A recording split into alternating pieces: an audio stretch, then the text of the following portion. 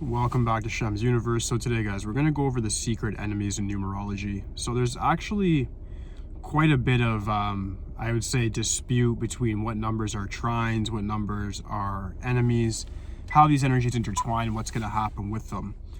There's definitely some real enemies in numerology that you should definitely watch out for.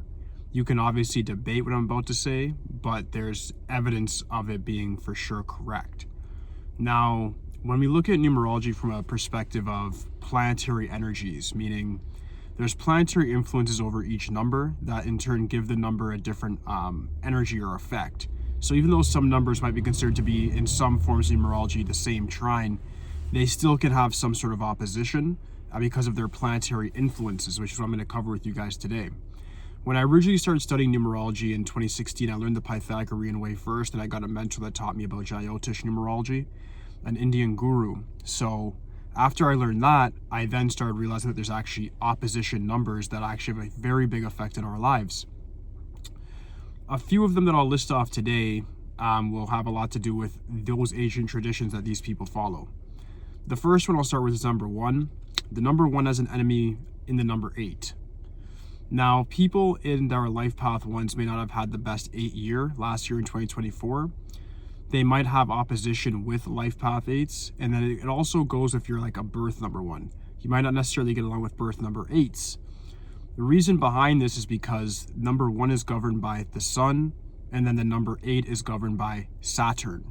So when you understand that fully and completely, you realize that the sun is the light, is the god over light, and Saturn in ancient tradition is considered to be the god of darkness. So the 1 people, they usually get in leadership positions, they become number 1, their niche market, whatever they choose. They do that, but the 8 is always their competition. The 8's like their dark, evil arch nemesis. The 8 is the villain in the movie. So they always have a bit of opposition with them as a result of that. And as a result, they usually tend to compete with each other when it comes to promotions, positions. Number 1, 8 simply do not get along very, very well. If they're on the same team and they have an agreement, it can be very dangerous, like the Clinton family. But moreover, even they caused each other, Hillary and Bill Clinton caused each other bad luck. The next one is the number 2. The number 2 has a couple of enemies that you should know about. When I say the number 2, I also mean the 11 as well. But the 11s have master energy, so it's harder for them to be affected by their enemy anyways, as they're considered to be like a demigod energy on this planet.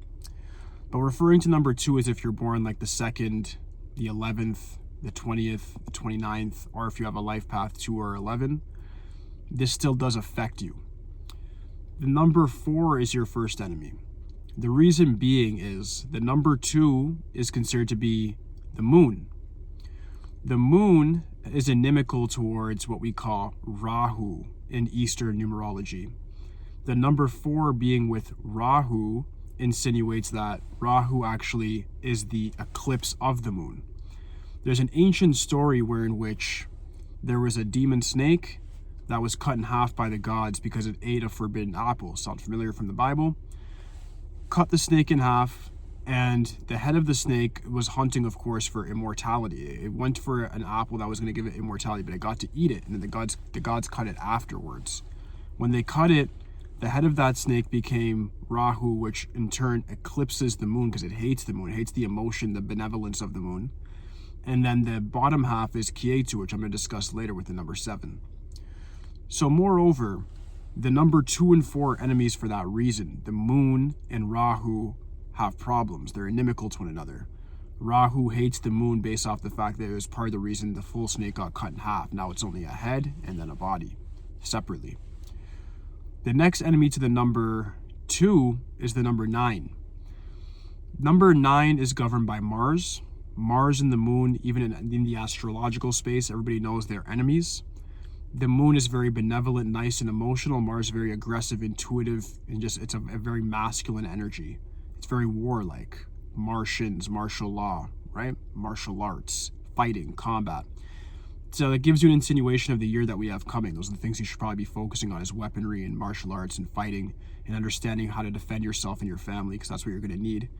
But I won't discuss too much about that on YouTube. So 2 and 9 are definitely enemies. Next one would be number 3. This one's the one that will shock you guys probably the most. Number 3 is an enemy in its own trine, a secret enemy. And the secret enemy to number 3 is the number 6. The number 3 is governed by Jupiter, which is considered the god over wisdom, expansion, growth. People with number 3 tend to be very creative. To go over this once again, I'm talking about people born the 3rd, the 12th, the 21st, or the 30th, or if you're a life path 3. If you're a birth number 3, then you're going to have a problem with birth number 6s. If you're a life path 3, you might have issues with life path 6s overall. The reason behind this is because the number 6 now is governed by Venus. Venus is considered to be the god of the demons. Jupiter is the god of wisdom, the divas. So in turn, they have a collision course with each other. They're both musically inclined. They're both very creative. They're both pretty much alike. It's almost like brothers, two brothers or two sisters, or brother and sister, however you want to put it. But they have a lot of similarities, but nonetheless they have problems with one another simply because of one is demonic energy, which is the 6, and the other one is wisdom diva energy due to the 3. So they actually end up having issues with each other as a result of that. Can they work together? I still think they can, based off of the fact that they're supposed to be in the same trine, according to New Age numerology. But they definitely will have disagreements, and the only way it works very, very well is if somebody has like a birth number 3, life path 6. An example of that would be like a Big Meech that just came out of jail. He is somebody who became pretty much a billionaire but still went to jail due to, obviously, carelessness of a sibling. But it's the luck of his numbers as well, that because they're inimical, his reign couldn't last for as long as it, I guess, should have. I don't know if that even makes a lot of sense as a drug lord, so I'm not going to defend that. But the numbers still have an effect. Another person with that 3 and 6 mix, if you look at their birthday with birth number and life path, I think he's a birth number 6 though, life path 3. I have to look at it again. Actually, no, he's a birth number 3, life path 6 is Jeff Bezos.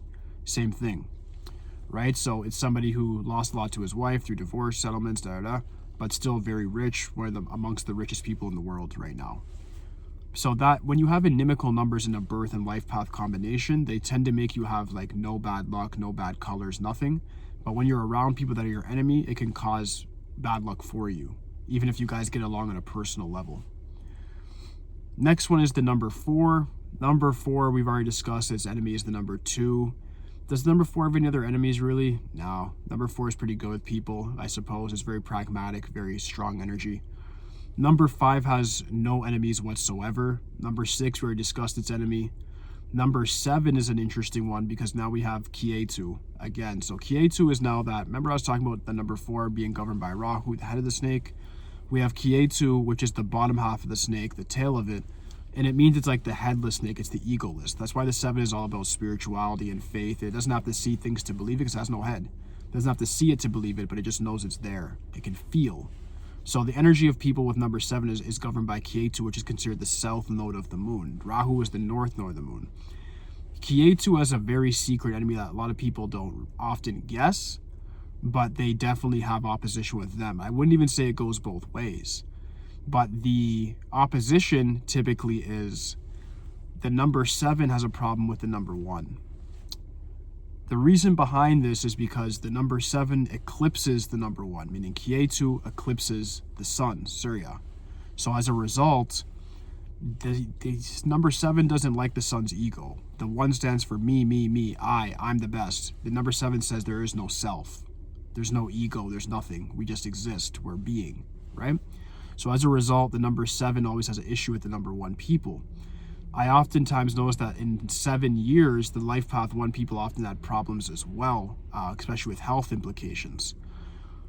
The reason behind this is because of, like I said, there's that eclipse with the sun. It wants to take away that ego. If you have an over gratuitous ego as a 1, the 7 is there to make you settle down. But the 1 is also there to show the 7 that you need to have a sense of self in order to manifest. You can't just be completely in the temple all the time. You have to go out, have a sense of self, and put your ego out into the world as God did to create the realm that we're currently in. So they're complementary to one another. Again, with the birth number life path combination, it does work well. We have Justin Trudeau in Canada, our former Prime Minister. He had that number. He was born December 25th. Not sure. I think it was 1971. I'm not sure the year. I think. Don't quote me on the year. But he's definitely a 7 in a life path 1. Became quite rich. He's a 28 over 1, so I'm not surprised with that. But nonetheless, those two inimical numbers work for him. But at the same time, his reign has come to a very abrupt stop. So the numbers work, but when you have enemy numbers like that, you got to be very diligent, be very careful. Does anybody else have those numbers that I can think of? Not right now, not quite. But there is another enemy to the number 7 as well, which is the number 9. The reason being, the number 7 is all about spirituality, intuitiveness. The number 9 is very aggressive. It's about intuitiveness as well, but it likes to see things. It wants to see physical reality happen in order to have faith in it. So one is ideological, and then one is very just spiritual and faith-based. As a result, they typically clash. And very oftentimes, the 9 people get over on the 7 people, end up directing them in sometimes the wrong direction. It's actually, in the Jyotish numerology, it's recommended that 7 people stay away from the 9s, as they'll just be governed by them indirectly, and they just keep working for them even when they shouldn't. So if you're a 7 and you're hearing this, you have a 9 around you, be very, very careful of that. Like I've already discussed with the 8, the 8's enemy is the number 1 as well. So 1, sorry, you guys have quite a bit of ops, I guess. But that's that light and dark conundrum, right? So you guys are pretty similar. If you work on the same team, you do well. If you don't, well, you don't. And the number 9, you guys already heard what its enemies are already. It has a few ops or opposition as well. But those are the secret enemies, guys. If you have any questions regarding any of this, like how it actually operates, if you want to compare anything, leave it in the comment section. If you have a private situation you want me to answer, I do answer questions for about $17 if you want detailed, concise answers. Just send me a DM in my Instagram, Shemsuniverse 8.0, and I'll get back to you as soon as possible. But aside from that, guys, that should finalize this video. If you have any questions for me, like I said, leave it in the comments section. If it's a detailed question, DM me or email me. Get ready for a PayPal, $17, and I'll answer whatever question you have in a lot of detail, so you know what exactly I'm talking about, where I've cited it from, and you get that full expansion and explanation for your question. All right, so thank you guys for your time. See you next time. Peace.